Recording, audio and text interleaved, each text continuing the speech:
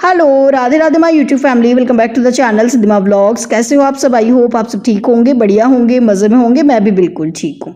आज का ये व्लॉग स्टार्ट हो रहा है 11 मार्च, दोपहर का टाइम है 3:30 का। मैं जा रही हूँ बैंक। 4 बजे बैंक बंद हो जाते हैं, कुछ अर्जेंट काम है तो देव जी का कॉल आया, अभी चलना पड़ेगा। और इधर बुलबुल की है ऑनलाइन मैथ्स क्लास, और उसके लैपटॉप में कुछ प्रॉब्लम आ गई थी तो मेरे जेठ जी के बेटे को बुलाया था प्रॉब्लम सॉल्व करने के लिए। बुलबुल ऑनलाइन मैथ्स क्लासेस लेती है, मैंने पहले भी आप लोगों के साथ शेयर करा था। काफ़ी पेरेंट्स ने मुझे रिसेंटली मैसेज करके पूछा भी, भांजू क्लासेस मेरी बेटी के लिए कैसा वर्क कर रही है, क्योंकि अब उसे ज्वाइन किए हुए ऑलमोस्ट 1 ईयर हो गया है। First step, Siddhi. So firstly we have to multiply 5 and 6. Very good. Can you tell me what is 5 times 6 directly? 6 5s are 35. जो चीज़ मुझे यहाँ सबसे डिफरेंट लगी वो है भांजू ट्रेनर्स की कोचिंग स्टाइल। यहाँ ट्रेनर्स वाई पहले समझाते हैं, फिर हाउ एंड व्हाट। इससे बच्चे सिर्फ फॉर्मूलाज याद नहीं करते बल्कि प्रॉब्लम्स को कैसे सोचना है वो भी सीखते हैं। भांजू के जो ट्रेनर्स हैं हर चाइल्ड का थिंकिंग प्रोसेस ऑब्जर्व करते हैं और उसके बेसिस पर पर्सनल गाइडेंस और कोचिंग देते हैं। स्मॉल बैचेस रहते हैं, 1 trainer 5 students, live interactive coaching sessions, 50 minute structured classes.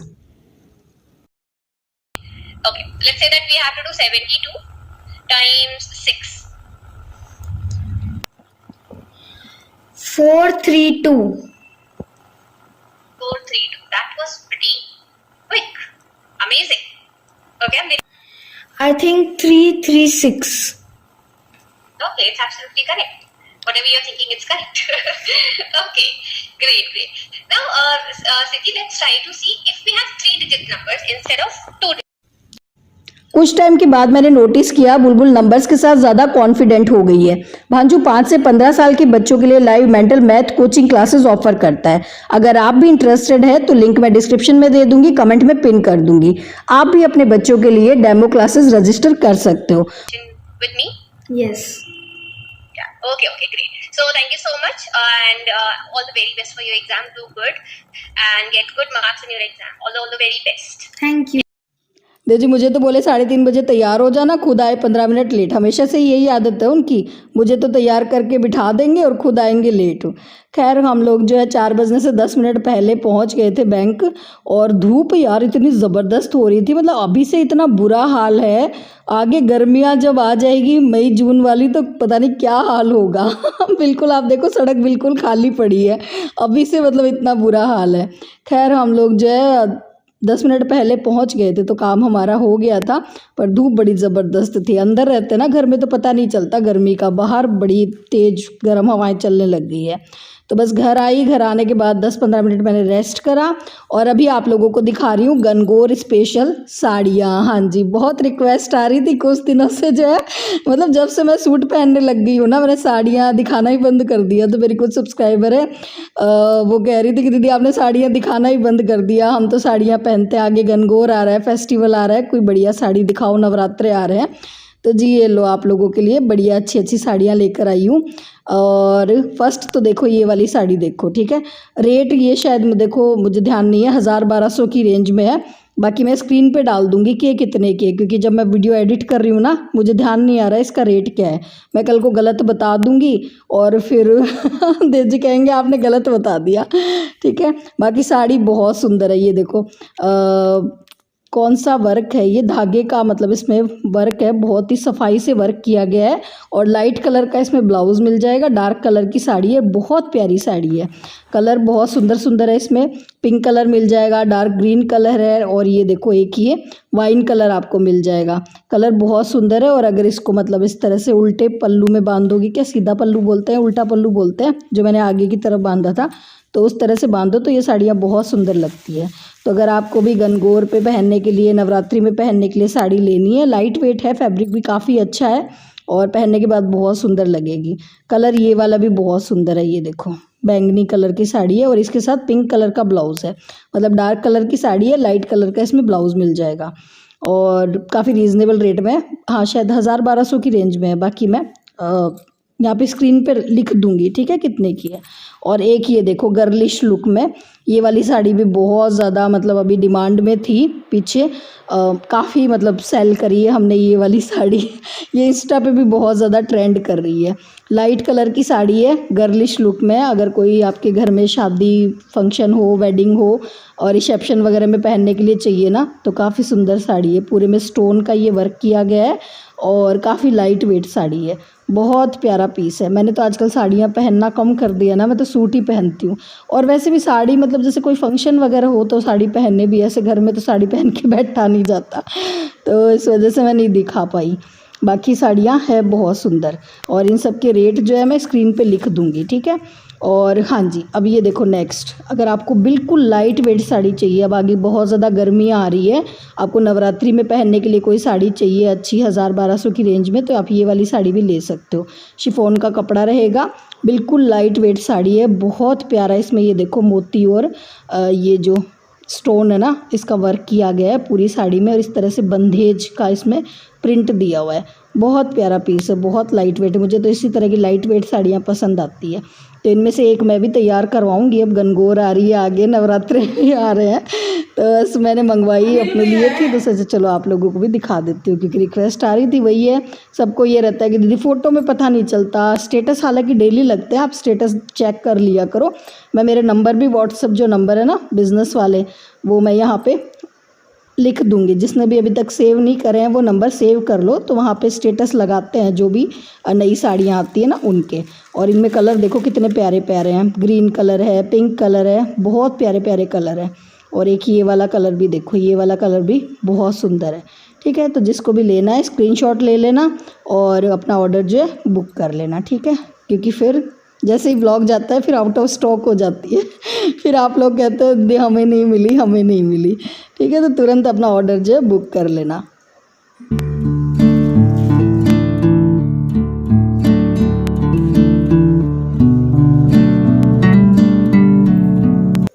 अच्छा जी, अभी आप सबसे मैं मिल रही हूँ शाम के 6:30 बजे। घर आने के बाद जो है मैंने आपको साड़ियाँ दिखाई, 10-15 मिनट रेस्ट किया, कपड़े वपड़े चेंज किए और उसके बाद अब मैं आ गई हूँ रसोई में, क्योंकि मैं बना रही हूँ अब शीतला सप्तमी का खाना। हाँ जी, हमारे यहाँ पे तो बासोड़ा बोलते हैं, बासीड़ा बोलते हैं, और ठंडा खाना खाते हैं मतलब बासीड़े के दिन, तो उसी की मैं तैयारी कर रही हूँ। मतलब आज खाना बना के रखेंगे और कल पूरा दिन जो है गैस चूल्हा नहीं जलाएंगे, कल जो आज खाना बनेगा ना वही खाना खाना होता है।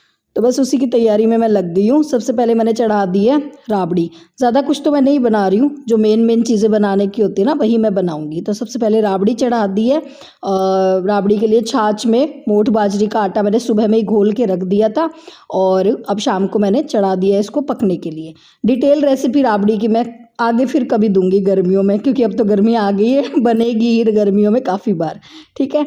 अभी जो है जो रेसिपी मैंने डिटेल में शूट करी थी ना उसका वीडियो उसकी अरे यार उसको डिटेल में बता देती हूँ, ठीक है। तो यहाँ पे मैं बना रही हूँ सांगरी की सब्ज़ी, हमारे राजस्थान की सबसे महंगी सब्ज़ी। हाँ जी, ये ज़रूर बनती है बासीड़ों पे, बासीड़े के दिन। तो सुबह में सांगरी को मैंने भिगो के रख दिया था, ठीक है। फिर यहाँ पे सांगरी को 1 सीटी लगा दी मैंने कुकर में, उसको उबाल लिया था थोड़ा सा पानी डाल के, क्योंकि वो पानी हम फिर सांगरी की सब्ज़ी में डालेंगे, तो ज़्यादा पानी डाल के नहीं उबालना है। 1 कटोरी पानी डाल के मैंने उबाल लिया था। फिर कढ़ाई में तेल लिया, उसमें सारे खड़े मसाले ऐड करे, जीरा, तेज़पत्ता, लौंग, इलायची, ये सारी चीज़ें डाली, थोड़ी सी हींग डाल दी थी। फिर उबली हुई सांगरी इसमें मैंने ऐड कर दी है, भीगी हुई लाल मिर्च डाल दी है और इसमें डाला है मैंने काजू किशमिश भीगे हुए, वो डाल दिए हैं। फिर सारे बेसिक मसाले इसमें ऐड कर देंगे। और हाँ, ध्यान ये रखना है सांगरी को बहुत ज़्यादा गलाना नहीं है, सिर्फ 1 सीटी लगानी है और उसमें भी थोड़ा बहुत मतलब उसको कुकर को खोल लेना है, ठीक है। मतलब ज़्यादा नहीं गलानी है वरना फिर गली हुई अच्छी नहीं लगेगी। और बस बेसिक मसाले डालने के बाद सांगरी को बेसिक मसालों के साथ थोड़ा सा भून लेना है और फिर इसमें डालेंगे ये उबला हुआ पानी, जिसमें मतलब हमने सांगरी को उबाला था। इससे टेस्ट बहुत अच्छा आता है सांगरी की सब्ज़ी में। तो बस जी, अब लास्ट में मतलब थोड़ी देर जब ये पक जाएंगे ना मसाले पानी के साथ भी, तब इसमें हम ऐड कर देंगे थोड़ा सा आमचूर पाउडर। हमारे राजस्थान की सबसे महंगी सब्ज़ी है ये, 1000 रुपये किलो मिलती है सांगरी मार्केट में। पर बासीड़े के दिन अधिकतर घरों में बनती ही है सांगरी की सब्ज़ी, और पसंद भी बहुत है। देव जी को भी बहुत पसंद है, बुलबुल को भी बहुत पसंद है। इसी वजह से मैं ज़्यादा कुछ नहीं बना रही हूँ। देव जी ने पहले ही कह दिया था मैं तो सिर्फ सांगरी की सब्ज़ी खाऊंगा, और बुलबुल ने भी कह दिया था मुझे भी सांगरी की सब्ज़ी खानी है। पहले नहीं खाते थे, जब मतलब मैं शादी होकर आई थी ना, तब देव जी सांगरी नहीं खाते थे, क्योंकि मेरी मदर इन लॉ बनाते थे। वो थोड़ा अलग तरीके से बनाते थे, मतलब इतने ताम झाम करके नहीं बनाते थे, वो सिंपल वाली बनाते थे, तो देव जी को पसंद नहीं आती थी, वो कभी नहीं खाते थे। अभी इन 2-4 सालों में जो है उन्होंने, और उनको बहुत ज़्यादा पसंद आती है, तो उन्होंने पहले ही कह दिया था मैं सांगरी की सब्ज़ी ही खाऊंगा। और तो फिर मैंने कहा चलो फिर ज़्यादा कुछ नहीं बनाते, वरना तो पहले तो सांगरी की सब्ज़ी बनाते थे, आलू की सब्ज़ी बनाते थे और मेथी की लौंजी बनाते थे। पर अभी सबने मना ही कर दिया कि हम ज़्यादा कुछ नहीं खाएंगे, तो मैंने कहा ठीक है फिर सिंपल सी ये महंगी वाली सब्ज़ी बना लेते हैं जो ज़रूरी होती है। तो बस जी सांगरी की सब्ज़ी बना ली है। बाजरे की रोटी बनाऊंगी, बाजरे रोटी ज़रूरी होती है क्योंकि इसी की धोख लगती है, और रोटी और पराठे बनाऊंगी। पूड़ियाँ भी नहीं बना रही हूँ इस बार, वरना तो 2-3 तरह की पूड़ी बनाते हैं, मतलब मीठी पूड़ी, दाल की पूड़ी, कई तरह की।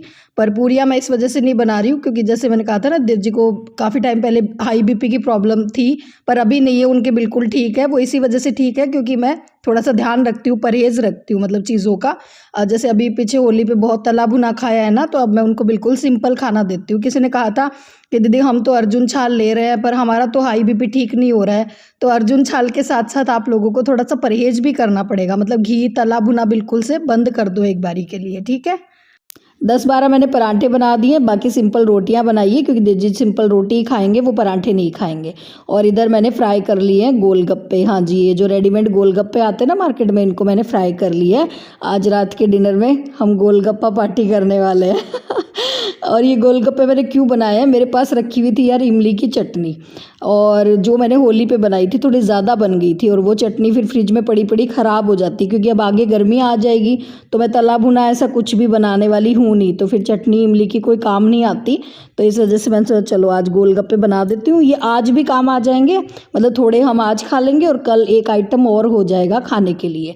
और इधर चटनी मेरे पास पड़ी थी, धनिया और पुदीने की चटनी आज मैंने दिन में बनाई थी, तो वो चटनी मैंने इसमें ऐड कर दी है, इमली डाल दी है, इमली की जो चटनी बनाई थी ना, इमली की चटनी, धनिया की चटनी डाल दी है, और उसमें फिर खूब सारा पानी मैंने इसमें ऐड कर दिया है। साथ ही जलजीरा पाउडर डाल दिया है, थोड़ा सा नमक मिर्च मसाला सब कुछ डाल के, और एक बढ़िया सा चटपटा सा गोलगप्पे का पानी बना दिया है, ऊपर से सूखा हुआ पुदीना भी ऐड कर दिया है। और ये सच में इतना बढ़िया बनता है, मतलब घर पे जो पानी बनता है ना वो बढ़िया ही बनता है। तो बेटी कह रही थी मम्मा मस्त बना है, मतलब ऐसा तो ठेले वाले भी नहीं बनाते। और साथ में आलू और चने मेरे पास फ्रिज में रखे हुए रहते ही हैं, मैं वो रखती हूँ अंकुरित करके चने, तो बस उसका मैंने मसाला बना दिया था। तो वो हो गया था हमारा रात का डिनर। थोड़े गोलगप्पे खा लिए थे, थोड़े बच गए थे, तो वो आज काम आ जाएंगे। अभी आप लोगों से मुलाकात हो रही है मेरी नेक्स्ट डे मॉर्निंग। हाँ जी, तो यहाँ पे शीतला माता की धोख हमने लगा ली है घर पे, तो पहले घर पे पूजा करते हैं और फिर उसके बाद जाते हैं मंदिर। तो अभी हम लोग जा रहे हैं मंदिर में, देव जी और बुलबुल।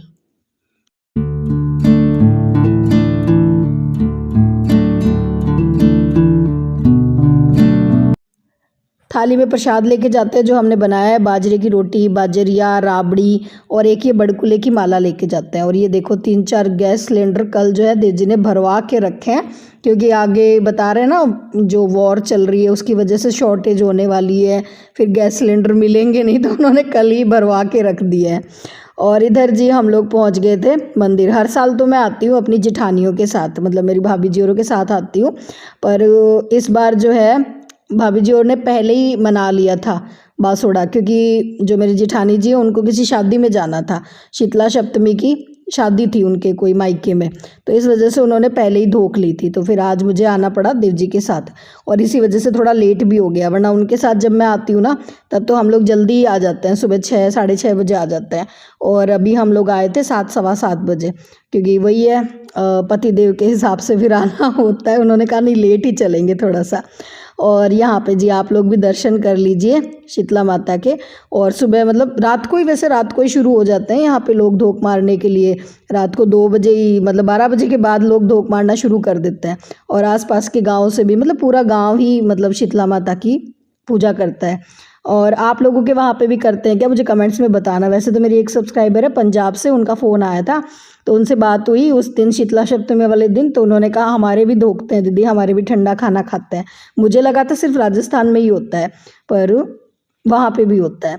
तो बस जी वहाँ से धोख लगा के हम लोग आ गए थे घर, और यहाँ पे देव जी डाल रहे हैं पौधों में पानी, क्योंकि जैसे मैंने कहा ना गर्मी ज़बरदस्त हो गई है। और ये देखो एक चीज़ आपको दिखाती हूँ, जो अपराजिता की बेल थी ना जो जल गई थी, इस बार मैंने आप लोगों की बात मानी, मैंने इसको पूरा उखाड़ा नहीं, मतलब मैंने इसके ऊपर से कटिंग कर दी थी, तो ये फिर से हरी हो गई है। पिछली बार तो मैंने उखाड़ के ही फेंक दी थी सारी जो अपराजिता है, इस बार मैंने उखाड़ा नहीं था, इनकी ऊपर से कटिंग कर दी थी तो वापस हरी हो गई है, तो बड़ा अच्छा लग रहा है। और ये है हमारे बागीचे के गुलाब के फूल। मैंने पिछले वीडियो में दिखाया था ना आप लोगों को कि बहुत सारे गुलाब लगे हुए हैं, तो अब गर्मी आ गई है ना, तो गर्मी आते ही एक साथ बहुत सारे गुलाब निकलने लग गए हैं। इधर बुलबुल को सिखा रहे हैं देवजी स्कूटी, गुड्डू को भी देवजी ने सिखाई थी, मतलब इस तरह से ही घर पे थोड़ा थोड़ा करके, और अभी बुलबुल सीख रही है।